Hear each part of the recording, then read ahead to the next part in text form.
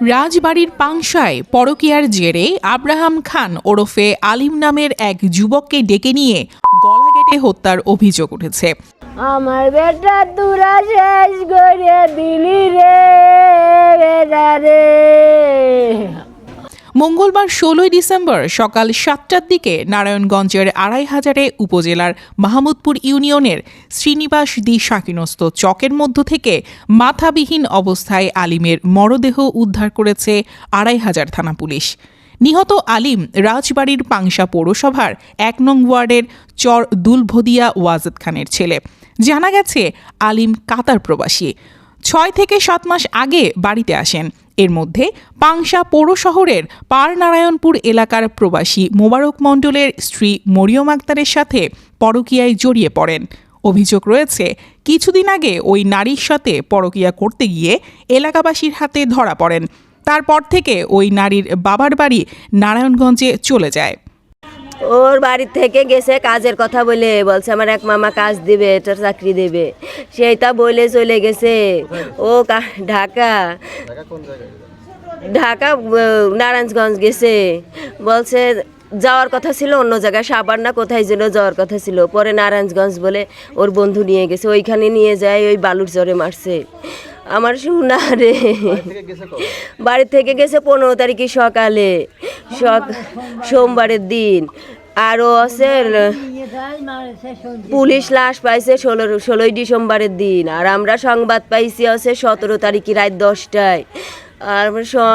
আর আমার ৩ দিন পরে ফোন দিছি, ফোনে যোগাযোগ নাই। যার সঙ্গে গেছে তার কথা বলে যায় নাই, পরে মার কাছে বলে গেছে যে আমি অমুকের কাছে যাচ্ছি।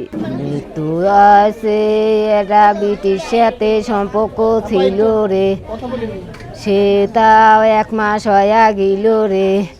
আমার বেটা নিয়ে তারা মানুষ দে মায়ের করে কাটে কুটে দিয়ে ফোন দেছে ওর বাবার কাছে রাত ১২টায় ফোন দেছে রে।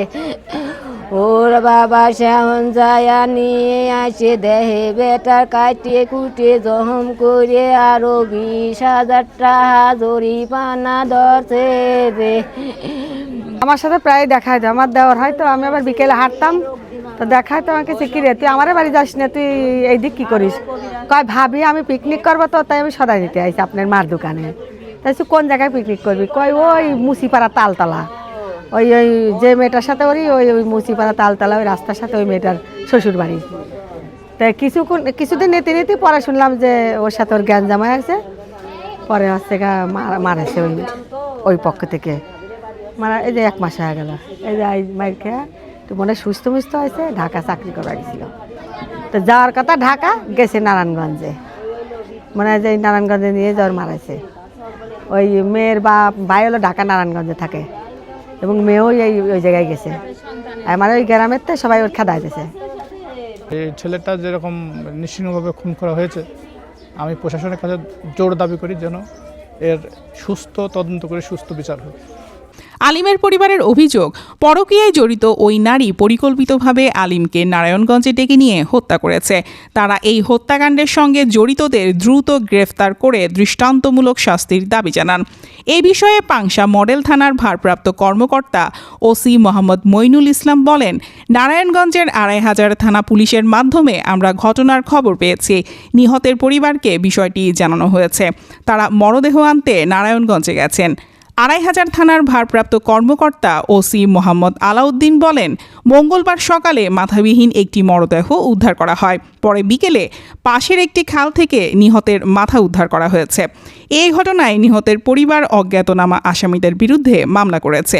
বিষয়টি গুরুত্বের সঙ্গে তদন্ত করা হচ্ছে। নৃশংস এই হত্যাকাণ্ডে পাংশা ও আশপাশের এলাকায় শোক ও আতঙ্ক বিরাজ করছে। পুলিশ জানিয়েছে ঘটনার সঙ্গে জড়িতদের শনাক্ত করে দ্রুত আইনের আওতায় আনা হবে। আমার বেটায় আজ ৩ দিন গেছে, একবারও কথা হয় নাই রে, বাইতে যেটুক কথা কয়া গেছে রে।